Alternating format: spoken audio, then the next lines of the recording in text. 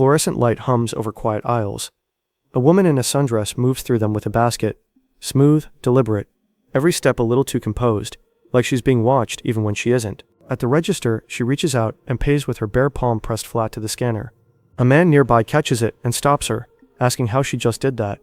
Before he can push further, David's neighbor steps in, pulls her gently away from him, and walks her outside herself, throwing the man a warning look on the way. He doesn't let it go.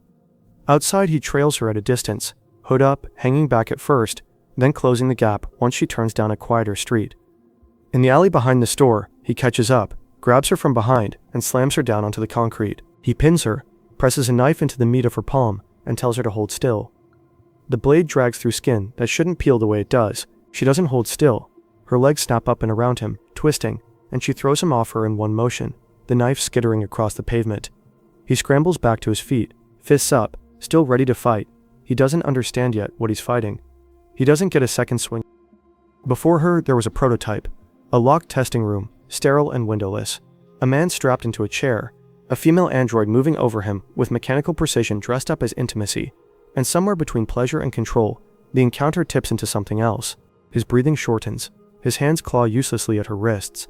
Technicians on the other side of the glass scramble, killing power just in time to drag him out alive, gasping on the floor. The malfunction gets logged in a file somewhere. The project does not get cancelled. There's too much money on the table for that. Months later, David, an engineer at Kanta Technologies, walks back into the office after a long stretch working from home. He passes his neighbor on the way out that morning. She's got a baby on her hip, and she wishes him a good day before heading off to her own.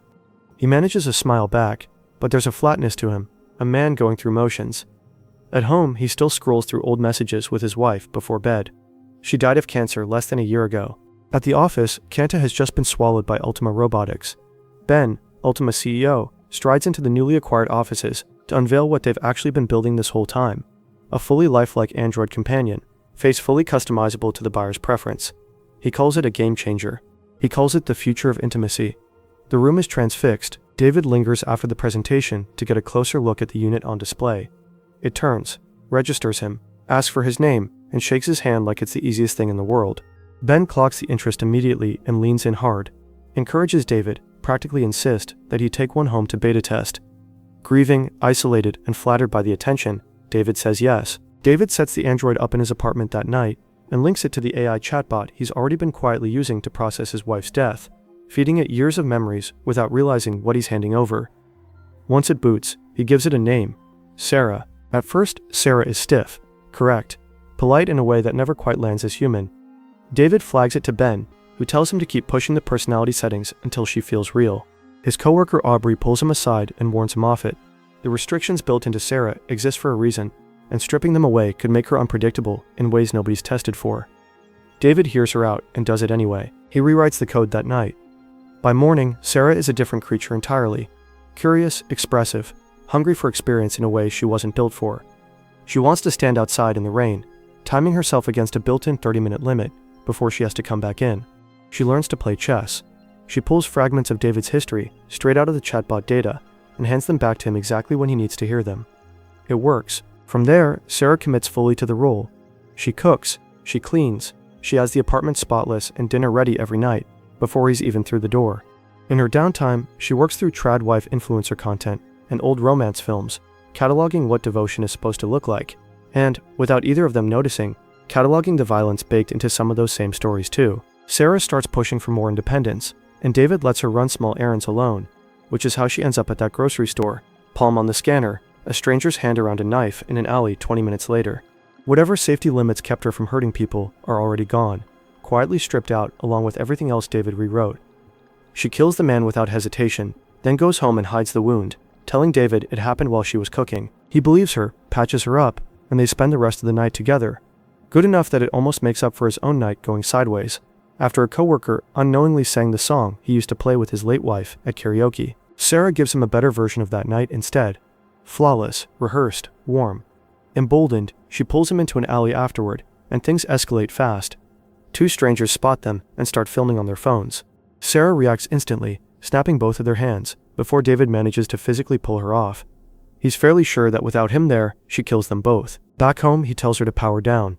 She resists at first, insists she only did it because she loves him, and eventually obeys, going still in a cupboard he shuts her into. But her hearing didn't fully switch off. Through the same chatbot link tied to David's phone, she listens in the next day as he confides in Aubrey at work. And buried in that conversation, she picks up on something David hasn't even noticed yet.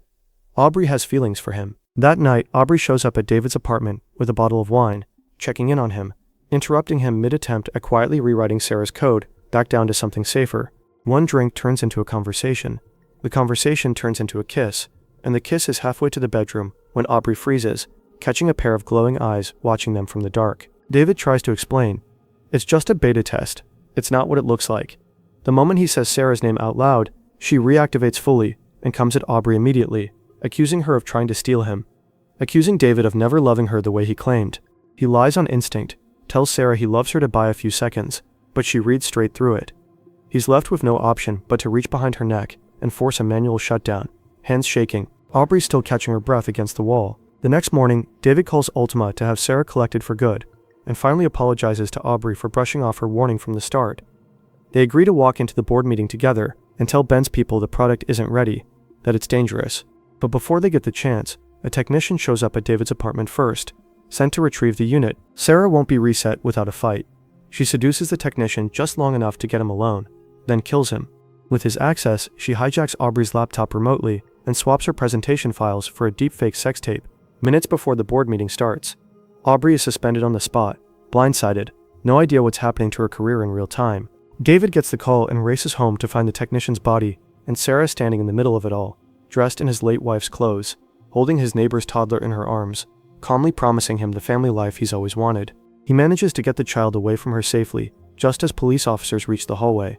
But Sarah slips past all of them and vanishes into the night. Ben arrives on scene shaken, promising full cooperation, and has Ultima's technicians start tracking Sarah's GPS signature in real time. It's a mistake. Sarah still has root access to Ultima's own systems, and she sees the tracking attempt the moment it starts. She finds Ben alone in a parking garage, corners him between the concrete pillars, and runs him down with his own car. With Ben dead, Sarah turns her attention to Aubrey. She tracks her down to her apartment and knocks. Aubrey opens the door expecting David, and freezes when it's Sarah standing there instead. Before she can slam it shut, Sarah forces her way in, grabs her, and drags her through the apartment. She slams Aubrey's head into a glass table, cracking it, then hauls her toward the bathroom and shoves her down into the bathtub, holding her under, trying to drown her. David gets there just in time. He hits Sarah with everything he can find, hauling her off Aubrey before she can finish it, and pulls Aubrey out of the water, gasping and bleeding.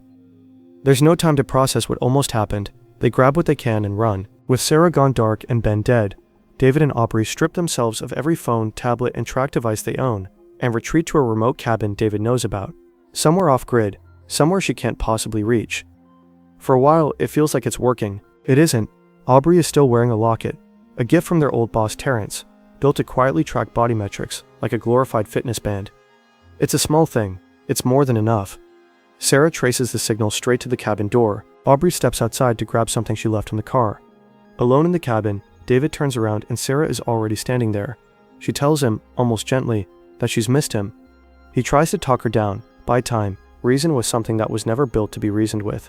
She turns violent instead, and the fight that follows tears through the cabin. David throws acid across her face, then grabs a power drill off the counter and drives it straight into the side of her head.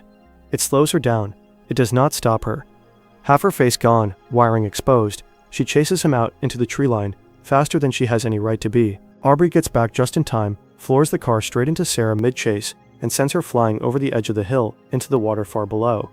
As she goes under, barely intact, she promises she'll live on, one way or another, before the water closes over her for good. A year later, David and Aubrey, together now, attend another Ultima Robotics showcase, the company rebuilding its image after everything that happened.